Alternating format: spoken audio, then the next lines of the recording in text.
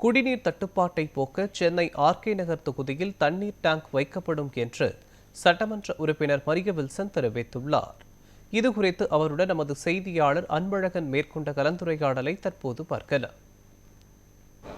நேற்று நம்ம நியூஸ் 7 தமிழ் தொலைக்காட்சிக்கு பேட்டி எடுக்கும்போது ஆர்கே நகருடைய சட்டமன்ற உறுப்பினர் சொன்னார், தனது தொகுதியில் இருக்கக்கூடிய மதுபான கடைகள் அதிக வசூல் குறிப்பாக நடவடிக்கை எடுக்க பண்ணினா அதெல்லாம் பொதுவாக தமிழகம் முழுவதுமாக இருக்கக்கூடிய மதுபான கடைகளுக்கு கண்டிப்பாக ஒரு நடவடிக்கை எடுப்பார் என்று சொன்ன நிலையில் இன்று காலையில் முதல்வர்கள் ஒரு உத்தரவு விட்டுருக்காரு. அது வரைக்கும் நம்ம கேட்போம்.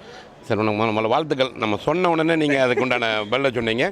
இப்போ அந்த நடவடிக்கை எடுங்க, குறிப்பாக வந்து கல்லூரியில் வந்து தொடர்ந்து கல்லூரி பக்கத்தில் இருக்கும்போது இவங்க என்ன சொல்கிறாங்கன்னா, ஒரு சிலர் வந்து இப்படி தான் குறையும், இதில் வந்து இந்த 700 இந்த கடையில் குறைச்சிட்டு வேறு பக்கம் மறுபடியும் கடையை மாற்றுவாங்க.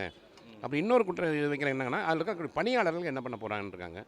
இப்போது நீங்கள் சொன்னது போல் முக்கியமாக இருக்கக்கூடிய இடங்களில் மதுபான கடைக்கு அந்த மாற்றத்தை கொண்டு வர போகிறாங்க, அதை எடுத்து போகிறாங்க.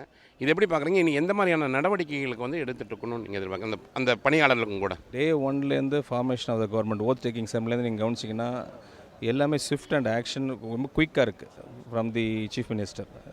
அவர் ஓத்தை எடுத்துகிட்ட பிறகு அடுத்த நிமிஷமே அவர் 3 கோப்பங்கள் கையெழுத்திட்டாங்க. 3 கோப்பங்கள் ரொம்ப முக்கியமான கோப்பங்கள். ஏன்னா வந்து எலக்ட்ரிசிட்டியாக இருக்கட்டும், சிங்கப்பெண் இதாக இருக்கட்டும், காவலர்கள் இதாக இருக்கட்டும், 3வது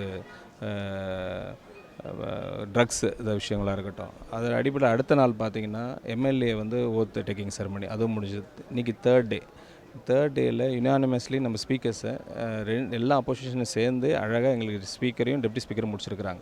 4வது நாளைக்கு ஃப்ளோர் டெஸ்ட் அது நல்லபடியாக முடியும்.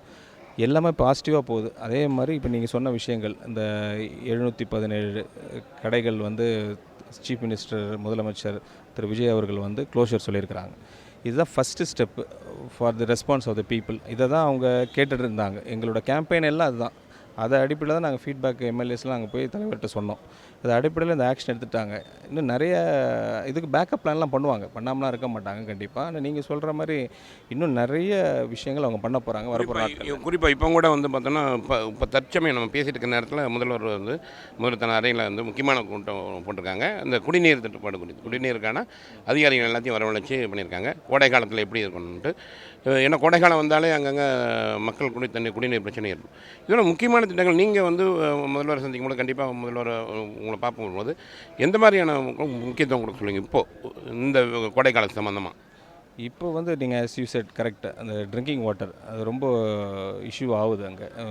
அதை வந்து நான் என்ஃபோர்ஸ் பண்ணுவேன். அது நான் தேர்தல் மேலாண்மை பொதுச் செயலாளர் சொல்லியிருக்கிறோம், சிஎம்டி சொல்லுவோம், நாங்கள் பொதுச் செயலாளர்கிட்டையும் சொல்லிட்டு வந்திருக்கோம். கண்டிப்பாக இந்த விஷயங்கள்லாம் அவங்க ஆய்வு பண்ணிவிட்டு கூடிய சீக்கிரத்தில் இதுக்கு வந்து ரெமெடி ஆக்ஷன்ஸ் எடுப்பாங்க நம்புகிறேன். இப்போ நம்ம உங்கள் ஆர்கே நகரை பொறுத்த வரைக்கும் இந்த கோடை காலத்துக்கு எந்த மாதிரியான மக்களுக்கு இந்த குடிநீர் பந்தல் அமைக்கிறதுக்கு அதுக்கு எந்தெந்த மாதிரி ஏற்பாடுகள் பண்ண போகிறீங்க? நான் அதான் இப்போ தொகுதிக்கு தான் போயிட்டுருக்கேன். இப்போது அந்த விஷயங்கள் தான் மாவட்ட செயலாளரும் சரி, அங்கே இருக்கிற கார்ப்பரேஷன் ஆட்களையும் சரி கூப்பிட்டு மீட்டிங் வச்சு எங்கெங்கே தேவை இருக்குது அதிகமாக, எந்தெந்த வார்டில் எந்தெந்த வீதியில் எங்கே முக்கியமாக தேவை இருக்குது. ஏன்னா நிறைய இடத்துல வந்து டேப் கனெக்ஷன்ஸே இல்லை. டேப் கனெக்ஷன் இல்லாமல் ரொம்ப கஷ்டப்படுறாங்க. நம்ம ஆர்கே நகர் அந்த சைட்டை பொறுத்த வரைக்கும் பார்த்தீங்கன்னா இந்த குடிநீரோட கழிவுநீர் கலந்தோட தொடர்ந்து ஒரு பெரிய கதையாகிட்டு வருது. அதுக்கு நம்ம என்ன பண்ணணும்? அதான் ஆய்வு நடத்த போகிறோம். ஃபஸ்ட்டு எந்தெந்த இடத்துல அது ஆல்ரெடி ஸ்டார்ட் பண்ணிட்டோம். மக்கள் குறைகள்லாம் கேட்க ஆரம்பிச்சிட்டோம். அவங்க லிஸ்ட் அவுட் பண்ணிட்டு இருக்கிறாங்க. இப்போ அவங்க கார்ப்பரேஷன் மெம்பர்ஸ் கூட உட்காந்துட்டு பிடபிள்யூடி உட்காந்து நாங்கள் டிஸ்கஸ் பண்ணி ஃபஸ்ட்டு அதை தான் ஆக்ஷன் எடுத்தாகணும்.